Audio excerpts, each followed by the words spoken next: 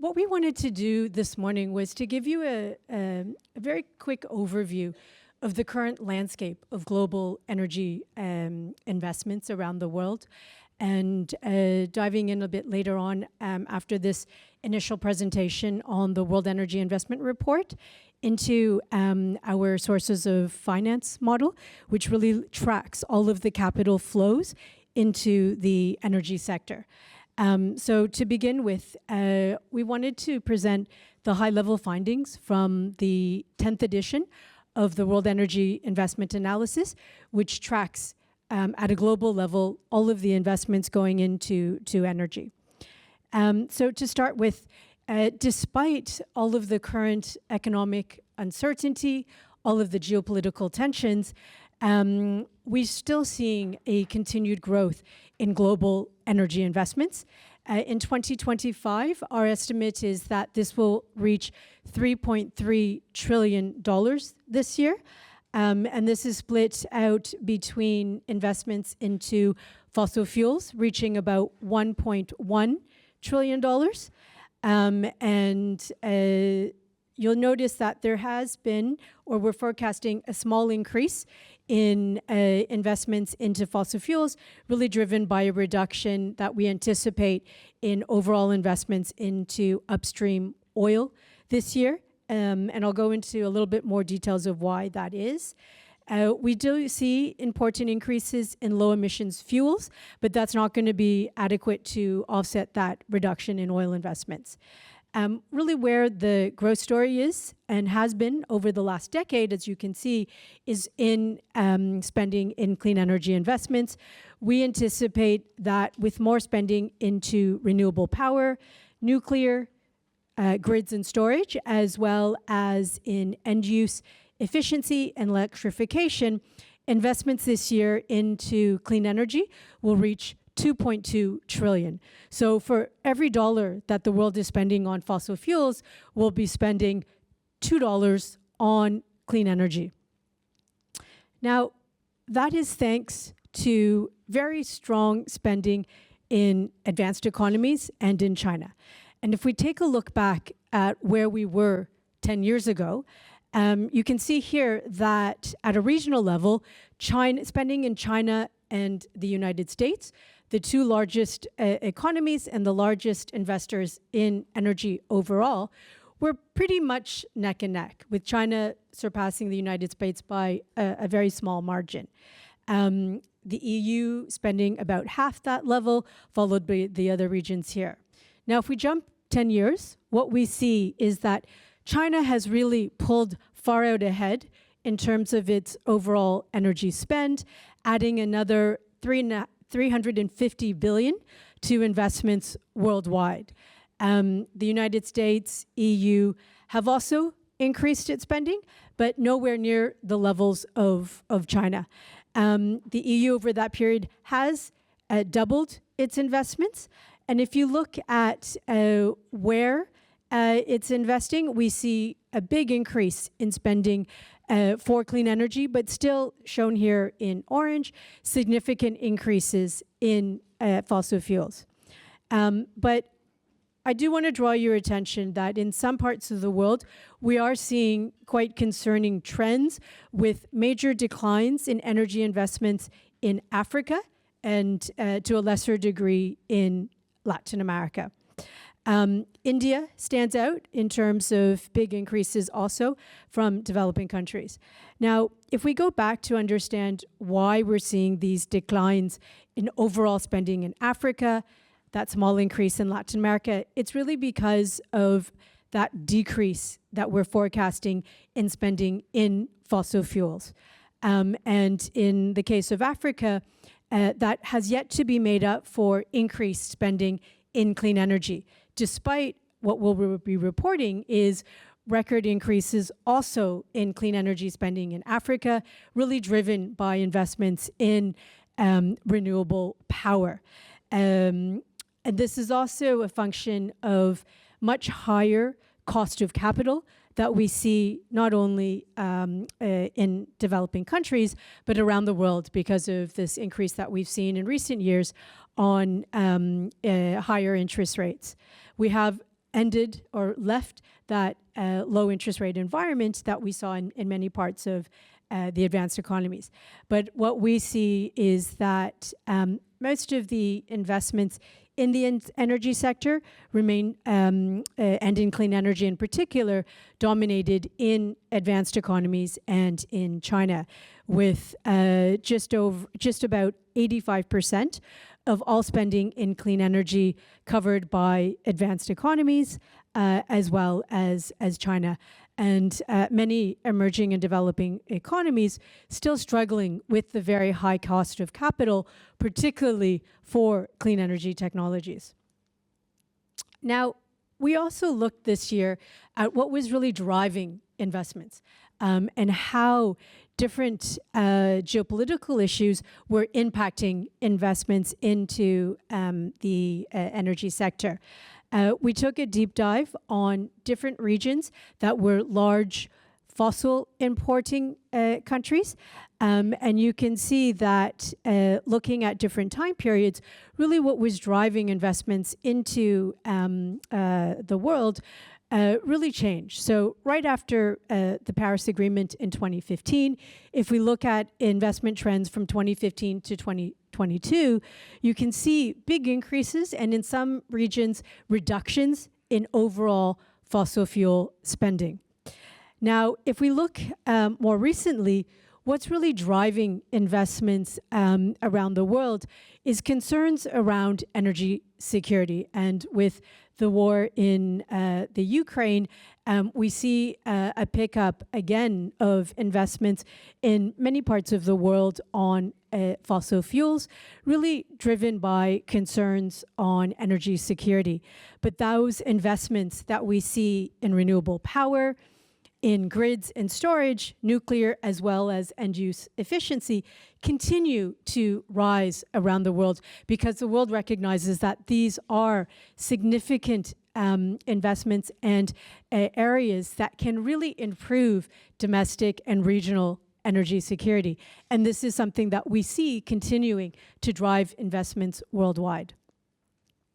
Now, going back just very quickly on what we're seeing in upstream oil investments, I mentioned when we started analyzing in oil investments for 2025, we were originally anticipating this to be reasonably flat. Our analysis initially is based on capital expenditures by major oil companies at the start of the year. Now, as the months go on, the team tracks the developments on by companies on reductions in capital spending, and with the weaker oil price environment that we were seeing, as well as expectations on global energy demand, which have declined, we're now anticipating about a 6% reduction in upstream oil investments. This is a function of reductions across the board on U.S. tight oil, but also on spending for existing conventional fields, as well as new fields, and for exploration. Although we do still see very healthy investments in natural gas, especially for LNG, where we will anticipate to see quite a lot of new investments coming on stream in the next couple of years. This is basically investments in shale oil in the United States, which has pretty short development times and also reasonably short development cycles. Now, moving on, the IEA for a number of years has been talking about the world entering this age of electricity. And really what we see is that rapid growth in electricity demand, which is growing at twice the rate of demand of other fuels, is really leading to a transformation on the drivers of the energy sector, with investments into power generation now exceeding $1 trillion this year. If we look at what's making up that investments into electricity generation, you can see here that spending on more traditional generation technologies, let's call it, of coal, gas, and hydro is flat over the last decade. Spending on nuclear, we anticipate to rise by about 50%. And really where the growth story we see is in solar and in wind. Over the last decade, thanks to very sharp reductions in electricity costs, and my colleague James is going to go into more details on this shortly, we're going to see major a tripling in overall electricity demand investments into solar, and a 70% increase in wind technologies. Now, unfortunately, spending in grids has not been able to keep up with the spending in electricity generation. And we've seen that this has created major concerns around the world. We recently, in Europe, had the blackouts in the Iberian Peninsula. And it's still too early to say exactly what caused. There's still a lot of analysis going on, investigations as to what was driving that. But there is a general recognition that we have really not been spending enough in electricity grids. We've seen some increases in battery storage investments. And just overall, what we're tracking, at least when we're looking at investments into the energy sector, today, 50% of all energy investments are either directly into the power sector or for end-use electrification. So at least from an investment perspective, we have entered this age of electrification. Dig into the power sector a little bit now for the next 20 minutes, and also sticking to the theme of electrification. But a big reason why we've seen such massive increases in clean technology deployment is that the prices for technologies such as batteries, solar, wind are now cheaper than ever to deploy. Here at the IEA, in our energy investment unit, we track we created something called this Clean Energy Equipment Price Index. And so this covers batteries, this covers wind turbines, solar, it's all in there.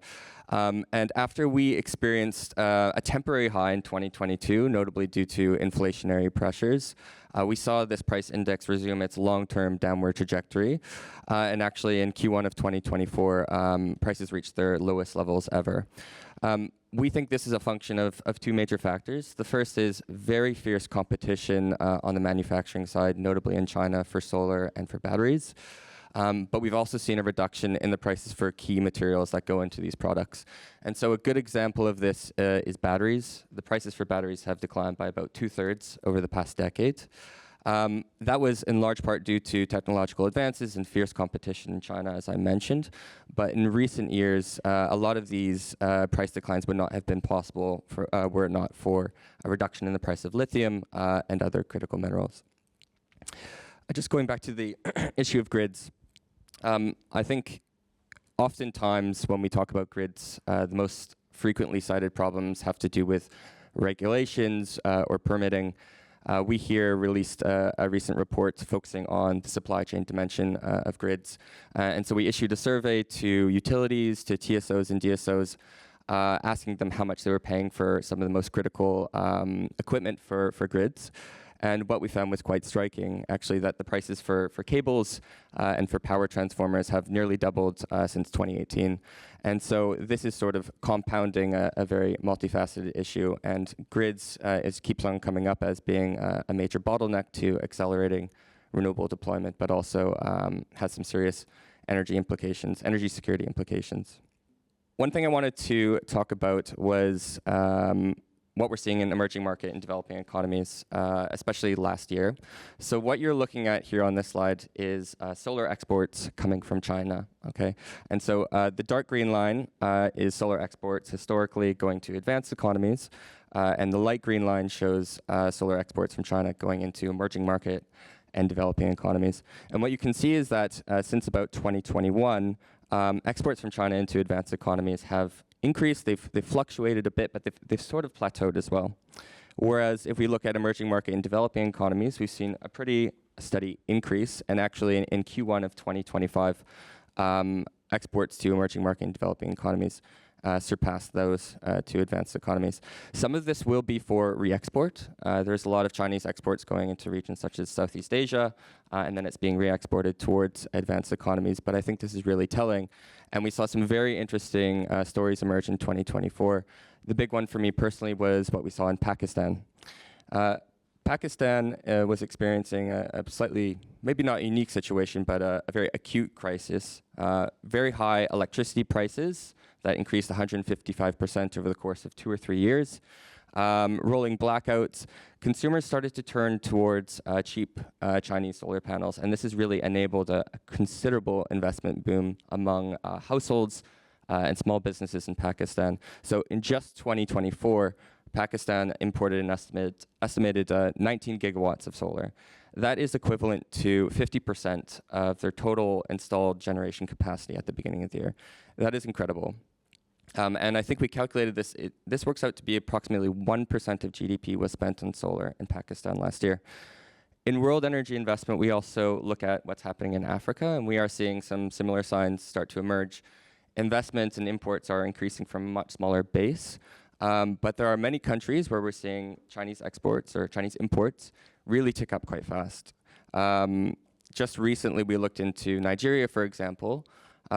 In Q1 of 2025, Nigeria imported 1.5 gigawatts, and that may not seem like a lot, but in the context of how much installed capacity exists today, that is actually quite a considerable amount.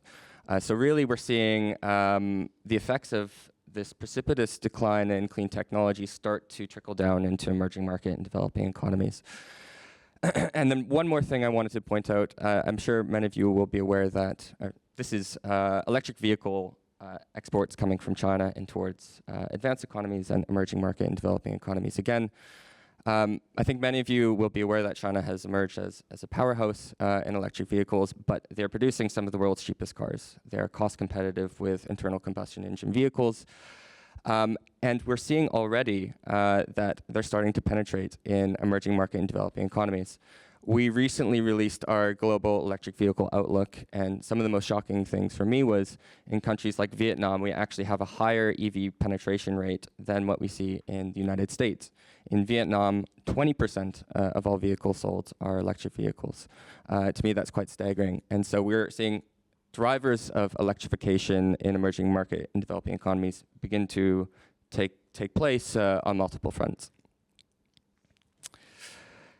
That being said, if we look at investment into renewables over the past decade, it is a slightly different picture, let's put it that way. So in green here, we have investment into renewables in emerging market and developing economies. And that is where most investment growth has occurred over the past decade.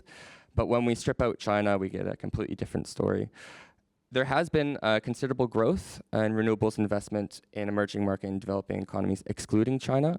It was less than 100 billion in 2015, and now it's around, I think it's 160, 170 billion. But really, the reality of the situation is that advanced economies in China have captured 83% of all investment into renewables globally over the past decade. And if we dig deeper into the picture for developing regions, we see, again, there's quite a striking imbalance. Cecilia mentioned that India is emerging as a clear success story. In recent years, investment has really accelerated.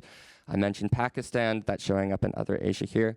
But for other regions, such as Southeast Asia, Africa, investment growth has been somewhat, well, it's nothing to shirk at, but it has not grown at the pace that we've seen in other emerging market and developing regions, and certainly not in advanced economies or China. At the beginning on the age of electrification slide, Cecilia mentioned that investment in certain generation technologies have remained relatively flat, and one of those was coal. But we should really caveat that because I think it misses an important picture, or more important piece of the picture. So what you're looking at here on this slide is FIDs into new coal-fired power plants globally. And what we saw in 2024 is something very concerning. We saw the highest level of FIDs in over a decade that is mainly being driven by China, where over 100 gigawatts of new coal-fired capacity was approved in 2024 alone. And so although investment has remained relatively flat over the past 10 years, what we actually saw was a dip around 2020, and it's ticking back up now. The caveat to this is that we don't know how much this coal-fired capacity will run. The Chinese government is trying to transform the role of coal generation in its power mix from providing baseload power to providing more flexible power and making sure that the system can be balanced, given that there's much more renewables on the grid. So we don't quite yet know what the emissions implications of this will be. That being said, nonetheless, we are expecting investment in coal to increase in 2025 and potentially beyond. And then finally, sticking with the theme of the age of electrification, we wanted to close on some R&D indicators. So we think that R&D is a very helpful thing to look at. It gives us an idea of the direction of travel for the energy industry and some of their strategic priorities. And so what you're looking at here is the top 20 R&D spenders in 2015. Okay. And all the yellow dots are companies that have a focus on fossil fuel combustion technologies. So for example, your automotive companies would be General Motors, your Volkswagen, in industry, your Caterpillars, et cetera. And in the energy sector, you would have ExxonMobil, PetroChina, et cetera. But the important thing to point out is that only 2 companies in 2015 were focused on electrification. And if we fast forward to today, that has changed quite considerably. So we now have 8 companies focused on electrification in 2024. We have 2 major players in the automotive industry. That includes BYD and then, of course, Tesla. What I think is quite interesting on this slide is that out of the top 20 in 2024 in the industrial component, every one of them is now positioned to focus on electrification. So these are companies like Siemens who are really trying to put themselves in the space where they're supplying critical equipment for the electrification process. And what's not shown here is that we've actually seen a considerable change in the geography of the top 20 R&D spenders. So whereas in 2015, only 2 companies were from China, today that number has increased to 6. But altogether, one more thing. We should also point out that most of the major automotive companies today have also introduced quite ambitious EV sales targets. They're investing a lot in R&D. I'm thinking of General Motors, Volkswagen.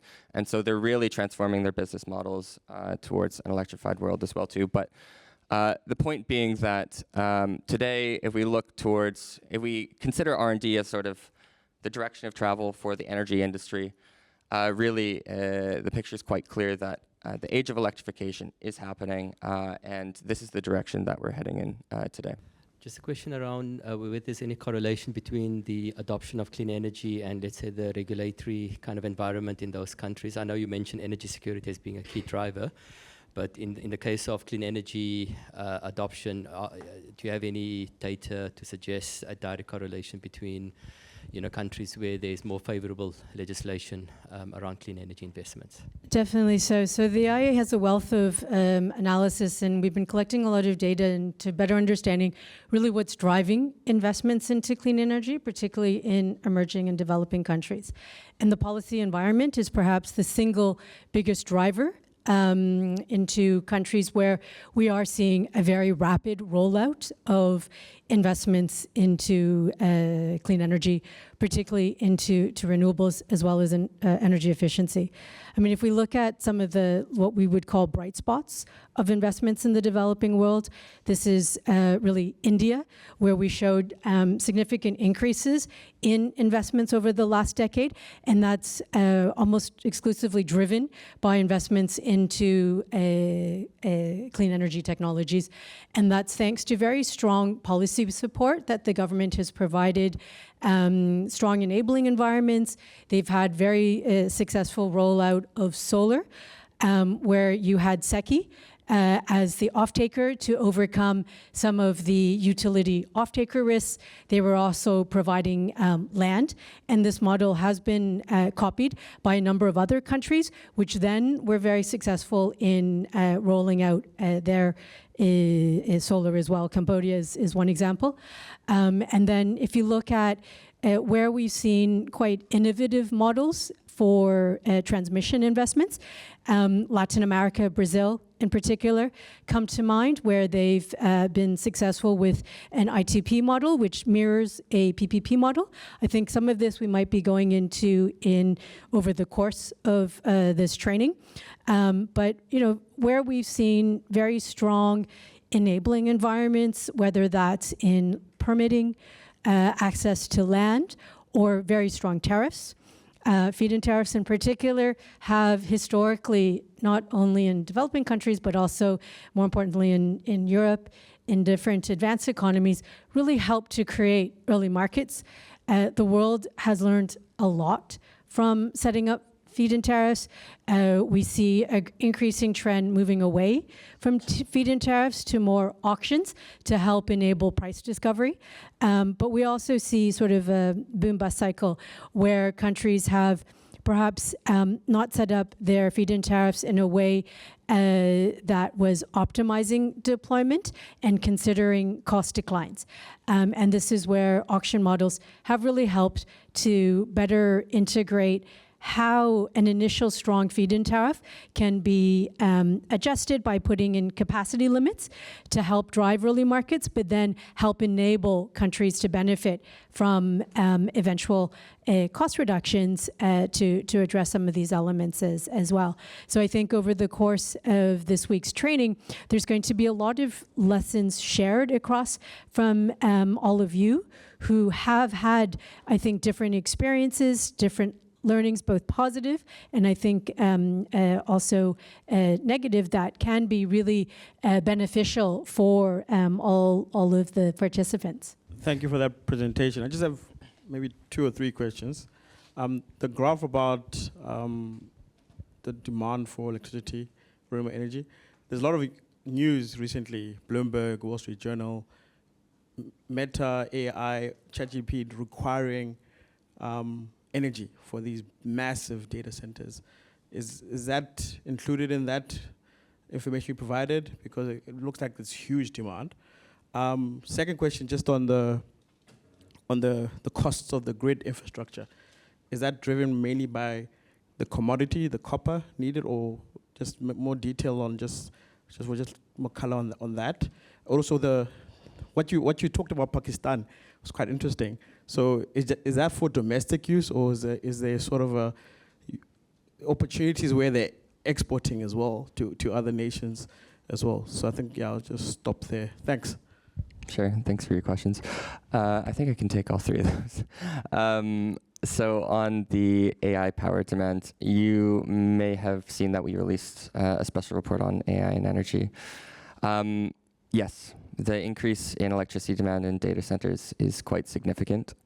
It is included in our investment estimates, and it does show up a lot in our generation investment numbers as well as our grids numbers. The distribution of data centers is incredibly unequal. The implications for investment really vary by region. In the United States, for example, investment into new generation capacity as well as grids specifically for data centers. Over the next 10 years, that works out to be, I think, 15% of total power sector investment, which is quite incredible. In other regions, it's much lower. But for certain geographies, it will play a significant role in driving investment into the power system. On grid equipment prices, that's a really good question. So the price of copper actually is not a major factor in driving the price increases that I showed. Really the biggest factor was supply chain issues and just a massive increase in demand. I think there was still a bit of, we're seeing the vestiges of the of the supply chain crunch in 2022 and that inflationary period. But basically, we've seen demand increase at a very significant pace, and manufacturers have not been able to keep up. I think price signals now are coming through. They are beginning to make new investments into expanding their manufacturing capacity, but there's just a significant lead time in getting that manufacturing capacity online. And then the third question was on Pakistan. So most of the new solar that's coming online, and this is actually quite difficult to track, but most of it is coming online on rooftops for households, for small businesses. So we're really looking at a very decentralized, a sort of a democratized and community-led approach to solarization, which is something we haven't seen before. The national grid of Pakistan is attempting to modernize and deal with this. You could see a world where if we had a modern and digitized grid, right, all of these distributed power assets could combine to become a virtual power plant, and then the national grid could potentially export that electricity, but it's mainly captive power today. A lot of it is not actually connected to the grid whatsoever. People are just using it for personal use and using it to supplement the electricity that they draw from the grid. Yeah, thank you, James and Cecilia, for the presentation. Just one question to understand why the renewable energy are not expanded more, take into account the dramatic discount on the prices, and they are, as you show, they are very competitive compared to the traditional energy. What are the other barriers that are impeding the development of those energies? Maybe you can also put once this investment numbers, this new one, in a comparison to what are the actually energy mixes we currently see. So we see now the investments have picked up, but what in terms of actual capacity, what does this mean? Sure, and maybe this is actually a good opportunity to segue into the second part of our presentation, because your question really links to cost of capital. The IEA has been collecting now for a number of years the cost of capital for different clean power technologies in developing countries. And what we see is that these costs are at least 2 to 3 times that of advanced economies and China. And this is really why we're not seeing as much deployment in renewable power as we would expect, given the very impressive cost reductions that James has shown. And I think as we talk about and as we advance in this week's training around different models for renewable energy finance, the role of blended finance, we need to go a little deeper into how energy projects are financed around the world. At the IEA, my colleagues have been developing and collecting a huge amount of data that looks at how the world is financing energy projects, who's making these investment decisions, as well as what the capital structure is for these projects, and who in different parts of the world is providing this capital. That also allows us to estimate the amount of concessional funding and the role that public money, both domestic and international, play in financing clean energy projects. As part of our cost of capital observatory, we are also evaluating how we can lower the financing costs through better managing risks. And it's really around how do you structure clean energy projects in a way that optimizes that risk, so that those entities, those financiers who are best able to manage a given risk are part of that capital stack. And this is, I think, a lot of what this week's training will go into. I just want to highlight some of the work that the IEA has. All of this is available on our website. We prepared a roadmap last year for the Brazilian G20 presidency that looked at how much concessional funding was needed for different technologies, different regions, as well as an implementable action plan that would allow developing countries to scale by 6 times the amount of capital going into the energy sector.